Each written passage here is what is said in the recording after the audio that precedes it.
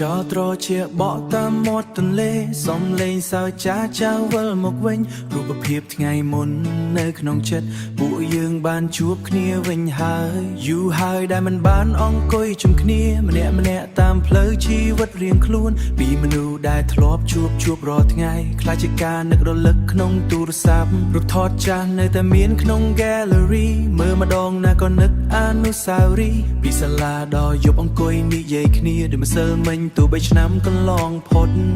ហើយថ្ងៃនេះពួកយើងបានជួបគ្នាម្ដងទៀតក្រោមមេឃកំតដ៏ស្ងប់ស្ងាត់ដូចពេលវេលាមិនធ្លាប់ប្ដូរអ្វីកំពតយប់នេះមានតែសំណាចពួកយើងជិះម៉ូតូកាត់ខ្យល់តាមផ្លូវមាត់សមុទ្រនិយាយពីអតីតកាលធ្លាប់ឆ្លងកាត់ទោះបែកគ្នាយូរចិត្តនៅតែដូចដើមពេលវេលាអាចនាំមនុស្សឲ្យឆ្ងាយតែមិត្តភាពមិនដែលបាត់ទៅណាមើលថ្ងៃលិចជាមួយគ្នាម្ដងទៀតដូចកាលពីយើងនៅក្មេងអង្គុយផឹកកាហ្វេមាត់ទន្លេព្រឹកមួយស្ដាប់សំឡេងរថភ្លើងឆ្លងកាត់យឺ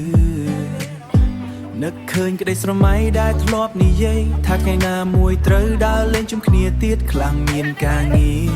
ខ្លះក៏ផ្លាំងទីឆ្ងាយ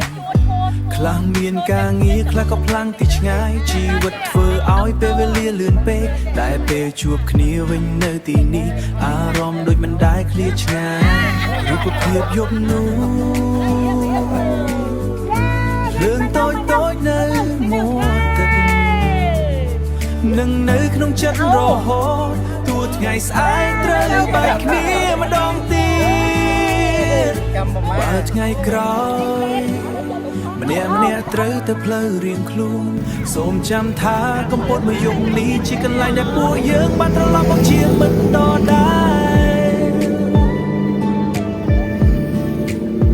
ក្រោមភ្លៀងតិចនឹងខ្យល់សមុទ្រពួកយើងច្រៀងបទចាស់ជាមួយគ្នាអនុស្សាវរីយ៍មិនដែលនៅគ្នា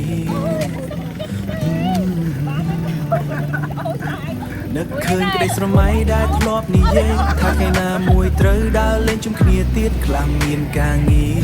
ខ្លះក៏ផ្លាំងពីឆ្ងាយខ្លះមានការងារខ្លះក៏ផ្លាំងពីឆ្ងាយជីវិតធ្វើឲ្យពេលវេលាលឿនពេកតែពេលជួបគ្នាវិញនៅទីនេះអារម្មណ៍ដូចមិនដែលឃ្លាតឆ្ងាយរូបភាពយប់នោះភ្លើងតូចនៅមាត់ទឹកនឹងនៅក្នុងចិត្តរហូតទោះថ្ងៃស្អែកត្រូវបែកគ្នាម្ដងទៀតបើថ្ងៃក្រោយម្នាក់ត្រូវទៅផ្លូវរៀងខ្លួនសូមចាំថាកំពតមួយយប់នេះជាកន្លែងដែលពួកយើងបានត្រឡប់មកជាមិត្តដដែលកោះពោះហើយចុះមួយទឹកមុតលើវាមុតជើងជិញឈាមក្រោមភ្លៀងតិចនឹងខ្យល់សមុទ្រពួកយើងច្រៀងបទចាស់ជាមួយគ្នាអនុស្សាវរីយ៍មិនដែលនៅគ្នា